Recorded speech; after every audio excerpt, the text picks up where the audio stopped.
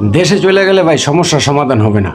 আপনি নতুন প্রবাসে আসছেন, কাজ নাই, থাকার জায়গাও নাই, ঠিকমতো খাবার জোগাড় করতে পারতেছেন না, তাই বলে আপনি চিন্তা করতেছেন দেশে চলে যাবেন। দেশে চলে গেলে ভাই কোনো সমস্যার সমাধান হবে না। আপনি কষ্ট করে আসছেন এখানে, এখানে আপনাকে কষ্ট করে থাকতে হবে। আপনি যত টাকা খরচ করে আসছেন, মনের ভিতরে একটা জিদ রাখতে হবে যে যে কোনো অবস্থায় হোক আমি সেই টাকা উপার্জন করব। সেই টাকা উপার্জন করে আমি নিজেকে প্রতিষ্ঠিত করব।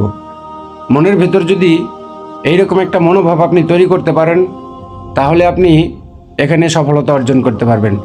দেশে যাওয়া কোনো সলিউশন না ভাই। দেশে যে কোনো সময় আপনি যাইতে পারবেন, চাইলেই যাইতে পারবেন।